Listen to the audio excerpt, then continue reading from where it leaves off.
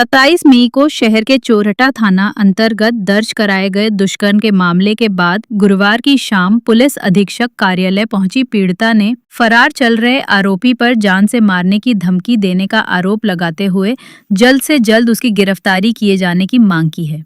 पीड़िता का आरोप है कि दुष्कर्म करने वाला आरोपी क्षेत्र का रसूखदार है और वो लगातार पीड़िता की 10 वर्षीय बेटी सहित उसे जान से मारने की धमकी दे रहा है। वहीं इस पूरे मामले को लेकर अतिरिक्त पुलिस अधीक्षक आरती सिंह का कहना है कि चोरहटा थाने में एक महिला द्वारा दुष्कर्म की शिकायत दर्ज कराई गई थी, जिस पर अपराध पंजीबद्ध कर लिया गया है। आरोपी फरार है, जिसकी तलाश में पुलिस टीम हर संभावित जगहों पर दबिश दे रही है। शीघ्र ही आरोपी को हिरासत में ले लिया जाएगा। जी, अमित प्रताप सिंह जो आइसन गार्डन में रहने वाले हैं। जी, मैं उनको बहुत हमारी और उनकी शादी हुई थी मंदिर में। जी, मतलब ऐसे ही उन लोग मेरे से शादी किए, मंदिर में शादी किए और क्या कहता मुझे आइसन गार्डन लेके आए। मुझे 10-15 दिन रखे वो। 10-15 दिन के बाद हो गया मैं बॉम्बे चली गई। इस दौरान हो गया हम लोग एक दूसरे से मिलते जुलते थे, वो भी गार्डन वहाँ आते जाते थे। बॉम्बे आते जाते थे, हमारा आना जाना लगा था।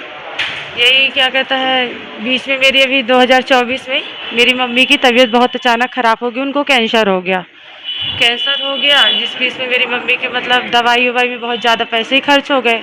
उस बीच मैंने उनको बहुत सारे पैसे दे के रखे थे अमित प्रताप सिंह को, जिससे मैं उनसे मतलब वो करने लगी कि मुझे थोड़ा बहुत पैसे दीजिए, जिसमें मेरे बहुत कर्जे हो गए, जो मुझे देना है उन सबको। तो मुझे बोले कि ठीक है आप गार्डन आओ। मैं गार्डन गई 18 जनवरी को गार्डन गई, जिसमें उनके एक कर्मचारी थी।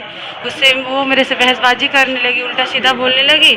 वो मेरे से मिले तो मैं बोली ये सब क्या चल रहा है, ये कौन है?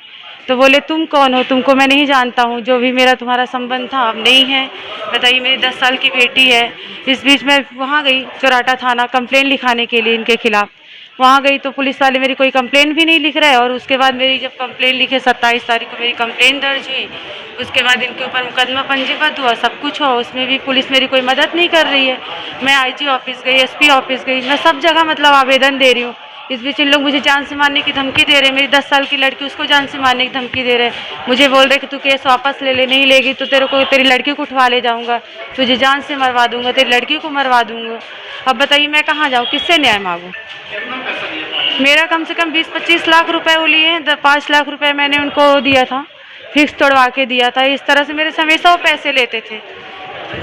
पैसे का वो मेरे से जब भी मैं मांगूँ तो वो टाल देते थे।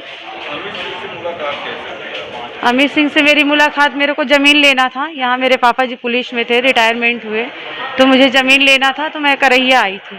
जिस बीच मेरी उनसे हो गया, मुलाकात हो गई, बातचीत होने लगी। बातचीत के साथ साथ हो गया हम लोग में आपस में प्रेम संबंध हो गया। हम लोग ने शादी कर ली जाके।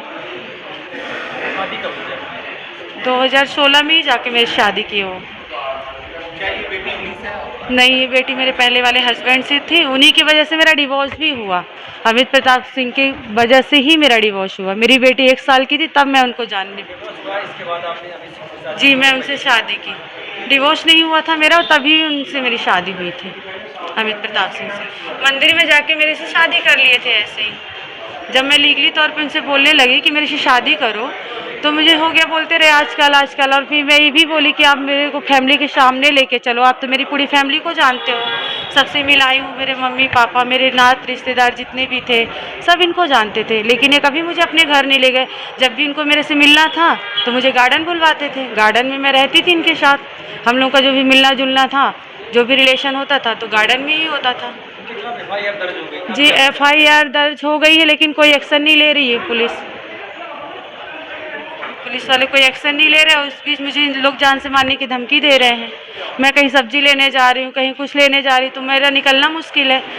2-4 लोग बाइक से आते हैं, मुझे धमकाते हैं कि केस वापस लो।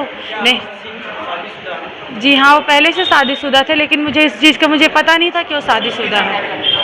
मुझे अभी इस चीज़ की जानकारी हुई जब मेरी मम्मी की डेथ हो गई। इस बीच मुझे जानकारी हुई कि पहले से ऑलरेडी शादीशुदा है, इनके 2 बच्चे हैं। क्या कोई ऐसे शादी से संबंधित कोई? जी, मेरे पास है, फ़ोटो वगैरह है इनकी बहुत सारी, इनके साथ में रहने की। थाने में एक दुष्कर्म का मामला 27 तारीख को पर दर्ज हुआ था और पीड़िता कल पुलिस अधीक्षक कार्यालय आई थी। उसका एलिगेशन ये है कि आरोपी लगातार खुले में घूम रहा है और उसे जान से मारने की धमकियां दे रहा है। ये मामला संज्ञान में आया है और जैसा कि पीड़िता ने शिकायत दर्ज करवाई थी 27/5/25 को, तो उनके कहने पर इसमें कायमी कर ली गई है, 376 की धारा में कायमी कर ली गई है। और जो इसके आरोपी हैं अमित प्रताप सिंह, ये इसमें आरोपी हैं और लगातार पुलिस इनको लोकेट करने की कोशिश कर रही है, लेकिन वर्तमान में ये फरार चल रहे हैं, इसलिए अभी तक इनकी अरेस्ट नहीं हो पाई, पर शीघ्र ही इनको अरेस्ट कर लिया जाए।